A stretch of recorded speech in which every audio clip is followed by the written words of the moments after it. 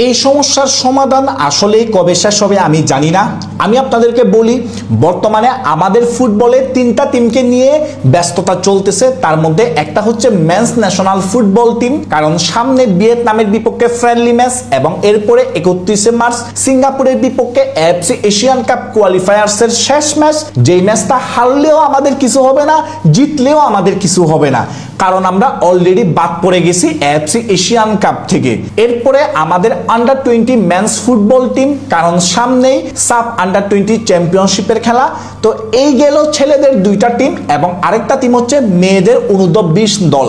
আমাদের অনূর্ধ্ব 20 নারী দল সামনে 1 এপ্রিল থেকে খেলবে AFC under 20 women's Asian cup. আবারও বলতেছি, 1 এপ্রিল থেকে খেলবে AFC under 20 women's Asian cup থাইল্যান্ডে। অথচ এই তিনটা টিমের মধ্যে আপনি যদি দেখেন, সবচেয়ে গুরুত্বপূর্ণ টুর্নামেন্ট বা গুরুত্বপূর্ণ ম্যাচ খেলবে আমাদের অনূর্ধ্ব 20 নারী দল, কারণ AFC under 20 women's Asian cup এটা সাব থেকেও অনেক উপরের লেভেলের, আর ফ্রেন্ডলি ম্যাচ থেকেও অনেক উপরের লেভেলের। আর এএফসি এশিয়ান কাপ কোয়ালিফায়ার্সের শেষ ম্যাচ, যে ম্যাচটা হারলেও আমাদের কিছু হবে না, জিতলেও আমাদের কিছু হবে না, এর থেকেও অনেক বেশি গুরুত্বপূর্ণ ম্যাচ খেলবে আমাদের অনূর্ধ্ব 20 নারী দল। অথচ এই তিনটা টিমের ফ্যাসিলিটিস যদি বিবেচনা করেন, আমার মতে আমাদের অনূর্ধ্ব 20 নারী দলের মেয়েরা সবচেয়ে কম ফ্যাসিলিটিস পাচ্ছে বর্তমানে। আমাদের men's football team training camp শুরু করলো এবং গুলশানের 5 স্টার হোটেলে থেকে ট্রেনিং ক্যাম্প করতেছে, এবং এরপরে আমাদের অনূর্ধ্ব 20 মেন্স ফুটবল টিম 5 স্টার হোটেলে থেকে ওরা জাতীয় স্টেডিয়ামে ট্রেনিং করতেছে সামনে সাব আন্ডার 20 চ্যাম্পিয়নশিপের জন্য। আর আমাদের অনূর্ধ্ব 20 নারী দল ট্রেনিং ক্যাম্প করতেছে বাফুফে ভবনে থেকে। সামনে আপনি ভেবে দেখেন এএফসি আন্ডার 20 উইমেন্স এশিয়ান কাপের খেলা, যেখানে পুরা এশিয়ার মধ্যে থেকে 12টা টিম মাত্র কোয়ালিফাই করতে পারছে। ওই টুর্নামেন্টে আমরা খেলতে যাব, আর আমাদের মেয়েরা এখনো পর্যন্ত স্পেসিফিক কোনো ফ্রেন্ডলি ম্যাচ খেলতে পারে নাই আমাদের অনূর্ধ্ব 20 নারী দল। আমরা ফ্রেন্ডলি ম্যাচ খেলবো সামনে, কিন্তু সেটা হবে একেবারে মার্চের শেষের দিকে গিয়ে। আর আমাদের মেয়েরা ট্রেনিং করতেছে বর্তমানে সেই বাফুফের ভবনে থেকে। মেয়েদের জন্য 5 স্টার হোটেলও ব্যবস্থা করে নাই বাফুফে। এই বিষয়টা শোনার পরে আমার কিরকম যে খারাপ লাগছে আমি বলে বুঝাতে পারবো না। আমি মানতেছি আমাদের ছেলেদের ফুটবলে অনেক বেশি স্পন্সরশিপ আছে, যার কারণে আমরা ছেলেদের ফুটবলে একটু ইনভেস্ট বেশি করতে পারি, কিন্তু ছেলেদের ফুটবলে আমরা যতই ইনভেস্ট করি, রিসেন্ট টাইমে তো কোনো সাকসেস আসতেছে না, কোনো সাফল্য এনে দিতে পারতেছে না আমাদের মেন্স এজ লেভেল বলেন বা মেন্স ন্যাশনাল টিম বলেন। কিন্তু তার বিপরীতে মেয়েদের ফুটবলে এত লিমিটেশন থাকার পরেও, মেয়েদের ফুটবলে এত ইনভেস্ট কম হওয়ার পরেও মেয়েরা যেরকম সাফল্য আমাদেরকে এনে দিচ্ছে, ওরা রিসেন্ট টাইমে 2টা টিম নিয়ে এএফসি এশিয়ান কাপে কোয়ালিফাই করলো। তো তারপরেও আমরা মেয়েদেরকে অনেক সুবিধা থেকে বঞ্চিত করে রাখতেছি। আমরা মেয়েদেরকে মানে ক্যাম্পের জন্য একটা 5 স্টার হোটেলে পর্যন্ত রাখতে পারতেছি না, সেই বাফুফে ভবনে রেখে আমরা ট্রেনিং ক্যাম্প চালাচ্ছি মেয়েদেরকে, যেটা আমার কাছে খুবই খুবই হতাশাজনক। আমি চাইছিলাম এই মেয়েদের অনূর্ধ্ব 20 নারী দলকে নিয়ে স্পেসিফিক কোনো প্ল্যান করুক বাফুফে, এবং ওদেরকে দিয়ে যেন ফ্রেন্ডলি ম্যাচ খেলানো হয়, অন্তত অনেক দিন আগে না হলেও মার্চের শুরুর দিকে যেন খেলানো হয়। তবে সেটা আর হয়ে উঠে নাই।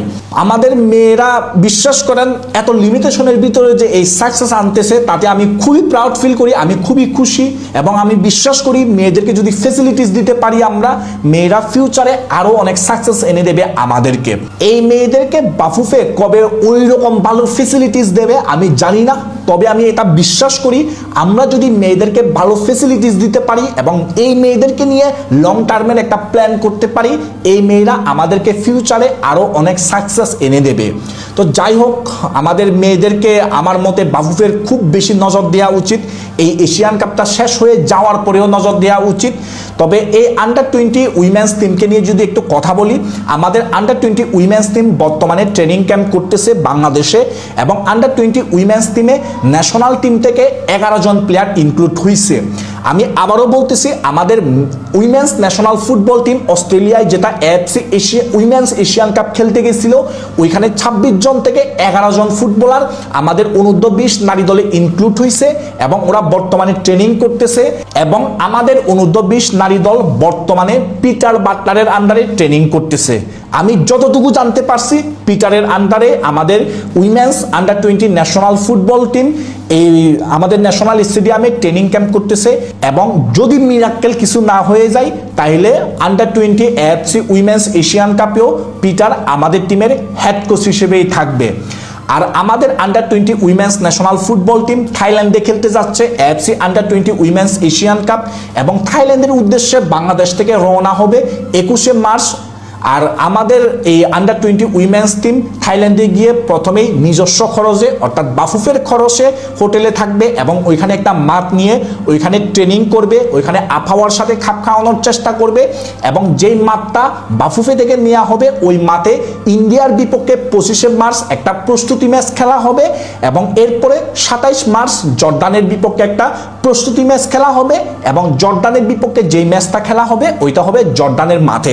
আবার জর্ডানের হোমে না, জর্ডানও আমাদের মতো করে থাইল্যান্ডে আগে গিয়ে ওরা একটা মাঠ নিয়ে ওইখানে ট্রেনিং করবে। তো ওই জর্ডান যেই মাঠটা নেবে ওই মাঠে গিয়েই আমরা প্রস্তুতি ম্যাচ খেলবো আর আমাদের মাঠে ইন্ডিয়া এসে প্রস্তুতি ম্যাচ খেলবে।